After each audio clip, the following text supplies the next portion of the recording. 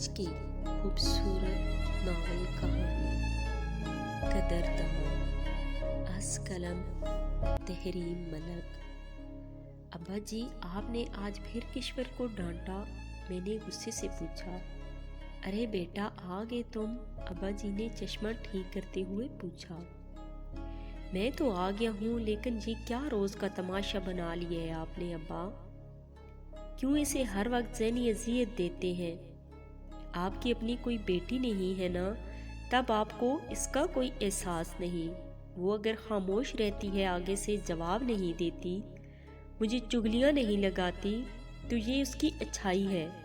بولتے بولتے اسے احساس ہوا کہ ابا جی تو جواب ہی نہیں دے رہے۔ ابا جی، میں آپ سے بات کر رہا ہوں۔ جی بیٹا، میں سن رہا ہوں۔ ویسے اگر اس نے آپ کو چگلی نہیں لگائی تو کیا آپ کو آتے ہی الہام ہوا ہے، یا گھر میں جو سی سی ٹی وی کیمرہ لگا ہے اس کی فوٹیج دیکھی ہے آپ نے؟ ابا نے تنزن کہا۔ ابا، میں چاہتا ہوں گھر کا ماحول خوشگوار رہے، آپ دونوں باپ بیٹی کی طرح رہیں۔ اتنی سی تو خواہش ہے میری، آپ بتائیں کیا یہ خواہش ناجائز ہے؟ نہیں بیٹا، بالکل بھی نہیں، میں تو خود یہی چاہتا ہوں۔ لیکن کشور، ابا جی پلیز سارا الزام آپ کشور پہ مت لگائیں۔ آپ کو اس نے قہوہ بنانے سے منع کر دیا کہ میں تھکی ہوں، تھوڑی دیر تک بنا دوں گی، اور آپ نے اسے اتنی باتیں سنائی کہ گھر میرے پیسوں سے چلتا ہے، تم مجھے ہی انکار کر رہی ہو۔ ابا جی، میری بات کاٹتے ہوئے میں نے اسے یہ تب کہا تھا کہ وہ کہہ رہی تھی کہ میرے میاں کی کمائی اتنی نہیں کہ پورا دن آپ کے لیے قہوہ بنتا رہے۔ تب میں نے کہا، بیٹا قہوے پہ پتی ہی کتنی لگتی ہے، مگر ابا جی نے مبالغہ آرائی کی حد کر دی۔ ابا، میں بس اتنا کہوں گا کہ میرے گھر میں یہ سب نہیں چلے گا، مجھے سکون چاہیے۔ ٹھیک ہے بیٹا، اب ایسا نہیں ہوگا، ابا جی نے کہا، اور میں اپنے کمرے میں آ گیا، جہاں کشور بے چینی سے ٹہل رہی تھی۔ میرے کمرے میں داخل ہوتے ہی وہ تیزی سے میری طرف بڑھی۔ آپ کو میں نے منع کیا تھا ابا جی سے کچھ نہیں پوچھنا، ان کا دل دکھے گا۔ آپ پھر کیوں گئے ان سے پوچھنے؟ کشور نے ناراضگی سے کہا۔ کشور، یہ ضروری تھا، ابا جی ہمیشہ تمہیں پریشان کرتے ہیں۔ وہ تو آج میں نے تمہیں روتے دیکھ لیا تو پتہ چلا، ورنہ تم نے مجھے بے خبر ہی رکھنا تھا۔ میں نے کشور کو دیکھتے ہوئے کہا، اچھا آپ فریش ہو کر آئیں، میں کھانا لگا لوں۔ کشور کہہ کر باہر چلی گئی۔ کشور ایک نیک اور وفادار بیوی تھی، لیکن ابا جی کو نہ جانے اس سے کیا مسئلہ تھا۔ کھانا کھانے کے بعد میں اور کشور نزدیکی پارک میں چلے گئے۔ ابا جی صبح سیر کے لیے آتے تھے، ہم شام کو۔ ان کے جانے کے بعد ابا جی آہستگی سے کچن میں گئے اور بے تابی سے سالن کی دیچکی اٹھائی، لیکن وہ خالی تھی۔ ان کی آنکھوں میں مایوسی بڑھ گئی۔ ہاٹ پاٹ اٹھا کر دیکھا تو وہ بھی خالی تھا۔ ان کو اپنا منہ چڑھتا ہوا محسوس ہوا۔ وہ بے دلی سے کمرے میں گئے۔ چند مہینوں سے ان کی بھوک بہت بڑھ گئی تھی۔ اکثر کوئی باسی روٹی مل جاتی تھی، لیکن آج اچانک ان کو یاد آیا کہ ان کی الماری میں بسکٹ ہوں گے۔ انہوں نے الماری کھولی، واقعی اس میں بسکٹ موجود تھے۔ انہوں نے اللہ کا شکر ادا کیا اور وہ کھا کر سو گئے۔ اگلی صبح ناشتے پہ ان کے بیٹے نے بتایا کہ وہ کام کے سلسلے میں شہر سے باہر جا رہا ہے۔ جانے سے پہلے وہ ان کے کمرے میں آیا۔ وہ خوش ہو گئے، لیکن اس کی بات سن کر وہ ٹوٹ سے گئے۔ ابا جی، میں جا رہا ہوں، آپ سے درخواست ہے ایک۔ ہاں بیٹا بولو، انہوں نے فراغ دلی کا مظاہرہ کیا۔ ابا پلیز میرے پیچھے کشور سے آپ مت لڑنا، وہ بہت صابر عورت ہے، آپ اس کو بلا وجہ پریشان مت کرنا۔ اچھا اللہ حافظ، میں چلتا ہوں، اور وہ اٹھ کر چلا گیا۔ میں تو خوش ہو گیا تھا کہ وہ کہے گا میں جا رہا ہوں، اپنا خیال رکھنا، مجھے آپ کی فکر لگی رہے گی، مگر چلو یہ دستور دنیا ہے۔ آج یہاں آئے ہمیں تیسرا اور آخری دن تھا، اس لیے میں نے ابا جی اور کشور کے لیے کپڑے لیے اور واپس آ گیا۔ میرے ساتھی ہنسی مذاق میں لگے ہوئے تھے اور میرا ذہن گھر میں الجھا ہوا تھا۔ خیر میں گھر آیا تو کشور چیخ مار کر مجھ سے لپٹ گئی۔ بلال، یہ کہہ کر وہ رونے لگی۔ کشور، کیوں رو رہی ہو؟ کیا ہوا ہے؟ کچھ تو بتاؤ، میں نے اسے جھنجھوڑا۔ بلال، آپ اندر آئیں، میں آپ کو سب کچھ بتاتی ہوں۔ میں الجھا سا اس کے پیچھے آ گیا۔ آپ کو میں نے اتنی مرتبہ فون بھی کیا مگر آپ کو فون بند جا رہا تھا۔ لیکن ہوا کیا؟ میں نے پریشانی سے پوچھا۔ ابا جی گھر چھوڑ کر چلے گئے، کشور نے دھماکہ کیا۔ کیا؟ تمہارا دماغ تو درست ہے نا؟ یہ تم کیا کہہ رہی ہو؟ میں نے غصے سے پوچھا۔ پلیز بلال، آپ میری بات تو سنیں۔ وہ رو رہی تھی۔ ہاں بتاؤ۔ میں پریشانی سے کمرے میں ٹہلنے لگا۔ جس دن آپ گئے تھے اس دن میں نے ابا جی سے پوچھا قہوہ بنا دوں؟ ابا جی نے کھانا کھاتے ہوئے پلیٹ مجھ پر پھینکی اور بولے، کیوں؟ میرے لیے چائے بناتے ہوئے تمہارے ہاتھ ٹوٹتے ہیں یا میرے لیے دودھ ختم ہو گیا ہے؟ نہیں ابا جی، آپ دراصل قہوہ پیتے ہیں۔ تب پوچھا۔ میں نے ڈرتے ڈرتے جواب دیا، دفع ہو جاؤ یہاں سے۔ انہوں نے مجھے بہت برا بھلا کہا اور میں روتی روتی کمرے میں چلی گئی۔ اگلے دن انہوں نے کہا کہ انہوں نے چیک اپ کے لیے جانا ہے اور ہم اسپتال چلے گئے۔ واپسی پہ انہوں نے مجھے کہا تم ادھر ہی رکو، میں آتا ہوں۔ میں نے ساتھ جانے کا کہا مگر وہ منع کر کے اور بولے تم یہاں بیٹھو، میں آتا ہوں۔ 5 منٹ بعد ایک بچہ آیا اور مجھے ایک پرچی تمہا کر چلا گیا کہ ایک انکل نے دی ہے۔ میں نے حیرانگی سے پرچی لے لی۔ اس پر لکھی تحریر نے میرے پاؤں تلے زمین نکال دی۔ کیوں، کیا تھا اس پرچی پہ؟ بلال نے بےتابی سے پوچھا۔ اس پہ ابا جی نے لکھا تھا کہ میں تم لوگوں کے ساتھ نہیں رہنا چاہتا، لہٰذا میں یہاں سے بہت دور جا رہا ہوں۔ مجھے تلاش کرنے میں اپنا وقت ضائع مت کرنا۔ کہاں ہے وہ پرچی؟ بلال نے پوچھا۔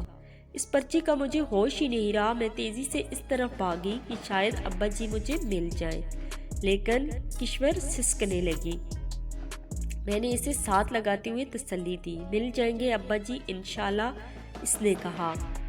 ابا جی نے بھی یہ لکھا تھا کہ جو دنیا کی بھیڑ میں الگ ہو جائیں ان کو تلاش کیا جا سکتا ہے، مگر جو خود کو دنیا کی بھیڑ میں چھپا لیں ان کا ملنا مشکل ہو جاتا ہے۔ ابا جی کو ایسے نہیں کرنا چاہیے تھا، بلال روتے ہوئے بولا۔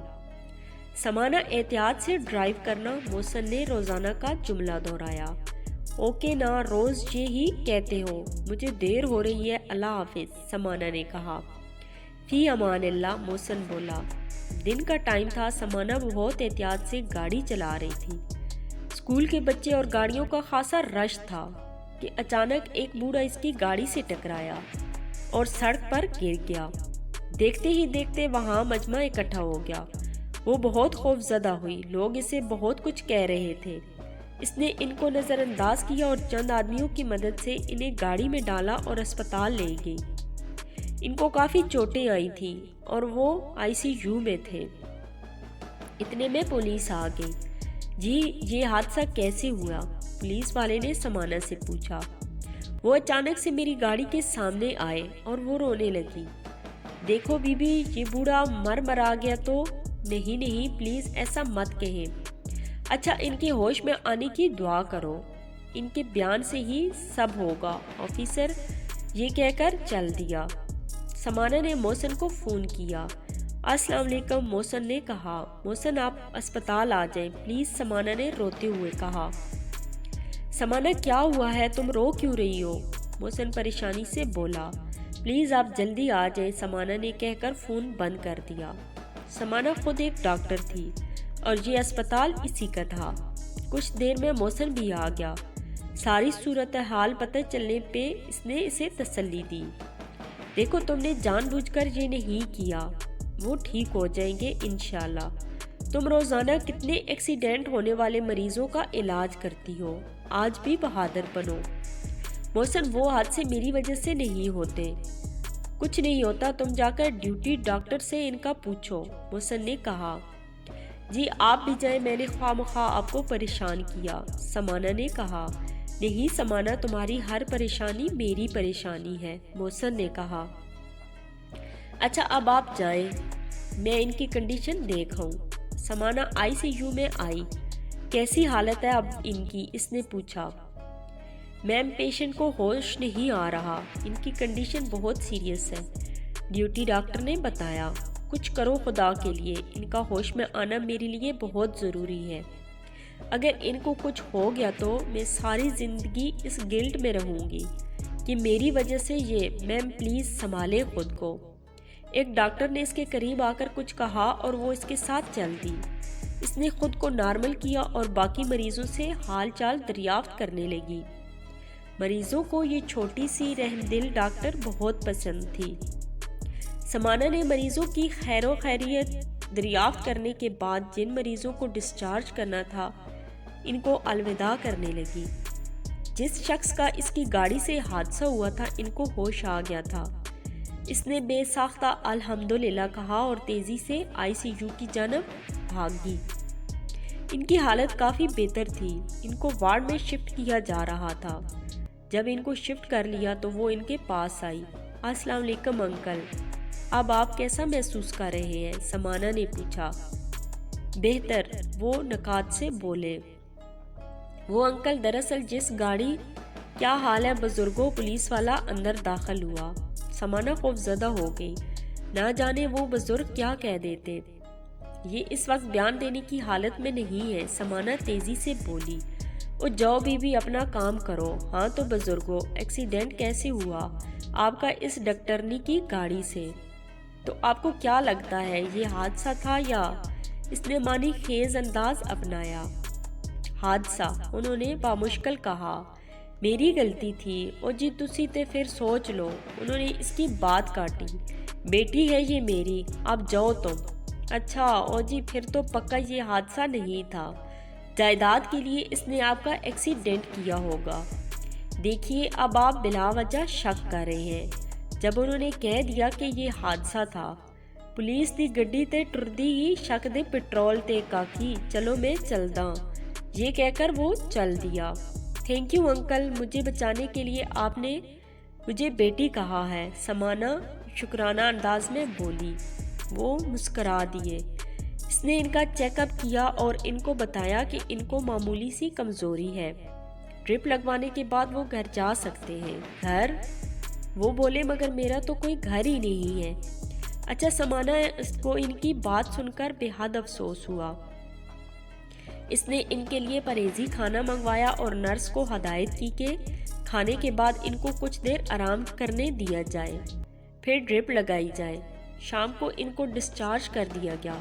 سمانہ نے ان سے کہا، آئے میں آپ کو ڈراپ کر دیتی ہوں، لیکن میرا تو کوئی گھر ہی نہیں ہے۔